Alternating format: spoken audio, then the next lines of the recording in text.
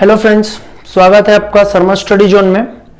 कल के वीडियो में हमने देखा था संवैधानिक विकास के अंतर्गत रेगुलेटिंग एक्ट 1773 से लेके 1833 के चार्टर एक्ट के बारे में। तो आज हम उससे आगे देखते हैं चार्टर एक्ट 1853, 1853 का चार्टर एक्ट। इसमें यह प्रावधान किया गया था कि कंपनी के जो कर्मचारी होते थे उनकी नियुक्ति के लिए, कंपनी के कर्मचारियों की नियुक्ति के लिए पहली बार खुली प्रतियोगिता का जो है आयोजन किया गया था। पहले क्या होता था, जो कंपनी के जो कर्मचारी होते थे उनको वंशानुगत नियुक्ति मिल जाती थी। बाद में वो सिस्टम को बदलते हुए ब्रिटिशों ने जो है खुली प्रतियोगिता का जो है आयोजन किया था। उसी क्रम में दूसरा प्रावधान क्या था, विधायी कार्यों को प्रशासनिक कार्यों से अलग किया गया। पहले विधायी कार्य और प्रशासनिक कार्य दोनों एक साथ किए जाते थे, पर 1853 के चार्टर एक्ट में जो है यह व्यवस्था बदल दी गई, जिसके तहत जो है विधायी कार्यों को प्रशासनिक कार्यों से अलग किया गया। साथ ही तीसरा जो है प्रावधान यह था कि यह ब्रिटिश भारत का अंतिम चार्टर एक्ट था। कल के वीडियो में मैंने आपको बताया था, कल की क्लास में मैंने आपको बताया था कि चार्टर एक्ट जो है हर 20 वर्ष के बाद जो है हर 20 वर्ष के लिए लागू होता था। तो यह 1853 का जो चार्टर एक्ट था वो अंतिम चार्टर एक्ट था ब्रिटिश भारत का। फिर उसके बाद अगले क्रम में, उसी क्रम में आगे बढ़ते हैं, भारत सरकार अधिनियम 1858 का भारत सरकार अधिनियम। इसमें देखते हैं कुछ प्रावधान किए गए थे, जिसके तहत पहला प्रावधान था, इस अधिनियम के तहत एक नए पद, भारत के सचिव का पद जो है सृजित किया गया। भारत के सचिव के पद का जो है सृजन कौन से एक्ट के तहत किया गया, भारत सरकार अधिनियम 1858 के तहत। उसी क्रम में दूसरा प्रावधान किया गया, गवर्नर जनरल जो थे उनका जो है नाम, पद नाम जो है बदलकर भारत का वायसराय कर दिया गया। जो अभी तक, इससे पहले गवर्नर जनरल का नाम जो था उसको परिवर्तित करके भारत का जो है वायसराय कर दिया गया। तो भारत के प्रथम वायसराय थे लॉर्ड कैनिंग। काफी बार ये कॉम्पिटिटिव एग्जाम्स में पूछे जा चुके हैं कि भारत के प्रथम वायसराय कौन थे, तो वो थे लॉर्ड कैनिंग। और कौन से अधिनियम के तहत जो है भारत का जो है प्रथम वायसराय जो है वो घोषित किया गया था, तो वो है जो है भारत सरकार अधिनियम 1858 के तहत। फिर आगे बढ़ते हैं, भारत परिषद अधिनियम 1861 का भारत परिषद अधिनियम। ये एक अधिनियम जो काफी महत्वपूर्ण है, यहां से क्वेश्चंस हर बार अल्टरनेटिव ईयर्स में पूछे जाते हैं। तो देखते हैं, जो पहला प्रावधान था, इस एक्ट में पहली बार पोर्टफोलियो सिस्टम, जो वर्तमान में जो विभागों का जो बंटवारा होता है, यह सिस्टम की जो शुरुआत हुई थी वो हुई थी जो है भारत परिषद अधिनियम 1861 के तहत चालू किया गया था। दूसरा अधिनियम यह बोलता है कि पहली बार जो है संसद में जो बजट रखा गया। सबसे पहले जो है 1861 के अधिनियम के तहत जो है पहली बार जो है संसद में क्या रखा गया था, बजट रखा गया था। तीसरा जो पॉइंट है वो है, इसी अधिनियम में अध्यादेश जारी करने का जो है अधिकार दिया गया। जो वर्तमान में राष्ट्रपति का जो अध्यादेश जारी करने की जो शक्ति है, उसका जो प्रावधान सर्वप्रथम किया गया भारत परिषद अधिनियम 1861 के तहत। फिर देखते हैं कागजी मुद्रा का जो प्रारंभ 1861 में जो है किया गया था। 1861 के अधिनियम के तहत जो है कागजी मुद्रा का जो है प्रारंभ किया गया था। पेपर में यहां से क्वेश्चन पूछा हुआ है कि पोर्टफोलियो सिस्टम की जो शुरुआत है वो कौन से अधिनियम के तहत की गई, तो वो है भारतीय परिषद अधिनियम 1861 के तहत। फिर अगला जो अधिनियम जो पारित हुआ वो है मार्ले मिंटो सुधार, जिसको जो है एक सांप्रदायिक अधिनियम के नाम से भी जो है जाना जाता है। और मार्ले मिंटो सुधार किया गया था, मार्ले मिंटो अधिनियम भी बोलते हैं इसको, वो किया गया था 1909 में। तो कई बार डायरेक्टली यहां से क्वेश्चन पूछे जाते हैं कि मार्ले मिंटो जो अधिनियम था, जो शुरुआत, उसकी शुरुआत कब हुई थी, तो वो हुई थी 1909 में। इसमें देखते हैं, इस अधिनियम के तहत जो है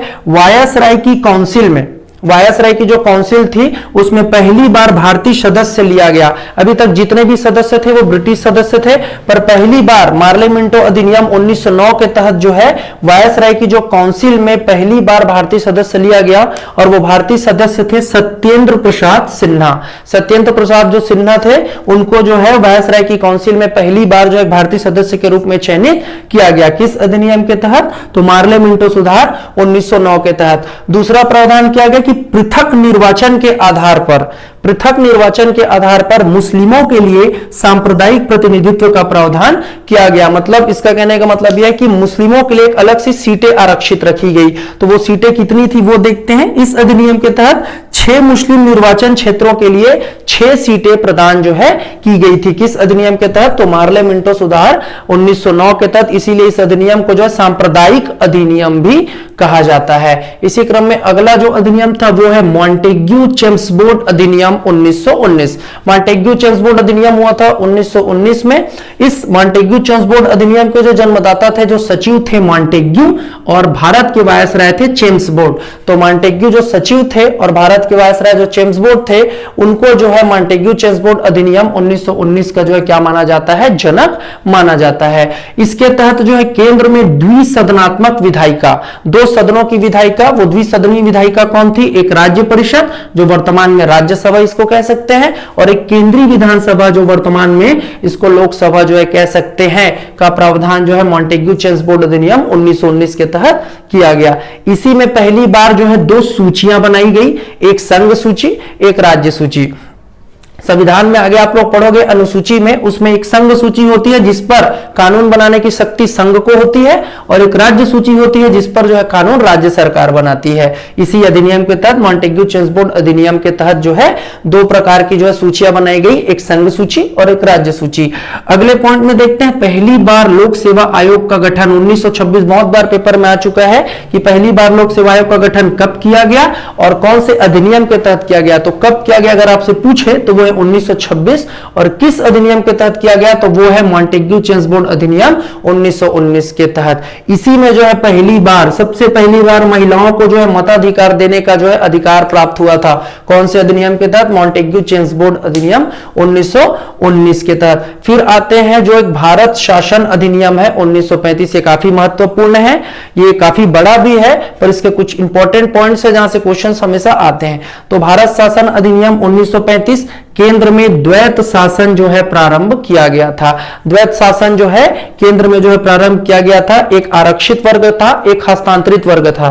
तो आरक्षित वर्ग की जो कमान थी वो गवर्नर के हाथों में थी, और जो हस्तांतरित जो वर्ग थे उसकी जो कमांड थी वो सारे किसके हाथ में थी? प्रांतीय विधान परिषद के हाथों में थी। इसी भारत शासन अधिनियम 1935 में जो है समवर्ती सूची जोड़ी गई है। आगे जब आप स्रोत पढ़ेंगे संविधान के तो उसमें इसके बारे में बताएंगे कि समवर्ती सूची क्या है, कहां से कौन से देश से लिया गया है।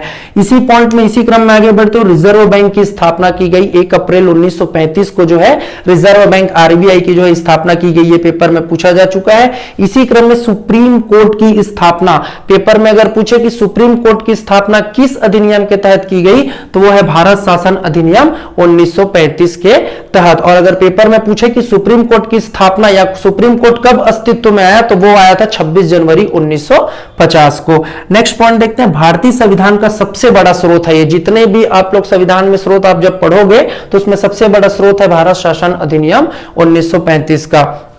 लास्ट पॉइंट है, इस अधिनियम में 321 धाराएं थी और एवं 10 अनुसूचियां थी। धाराओं की संख्या थी 321 एवं अनुसूचियां थी 10। तो इस अधिनियम के तहत जो है केंद्र में द्वैत शासन प्रारंभ किया गया, समवर्ती सूची जोड़ी गई, रिजर्व बैंक का स्थापना किया गया 1935 के तहत, सुप्रीम कोर्ट की स्थापना हुई इसी अधिनियम के तहत, भारतीय संविधान का सबसे बड़ा स्रोत भी इसको कहा जाता है, और इस अधिनियम में जो है 321 धाराएं एवं 10 अनुसूचियां थी। तो ये है संवैधानिक विकास। अगले वीडियो में हम जानेंगे कि संविधान का जो गठन का जो प्रावधान था, कैसे, कहां से क्या क्या चुने गए, उसके बारे में हम अगले वीडियो में देखते हैं। Thank you.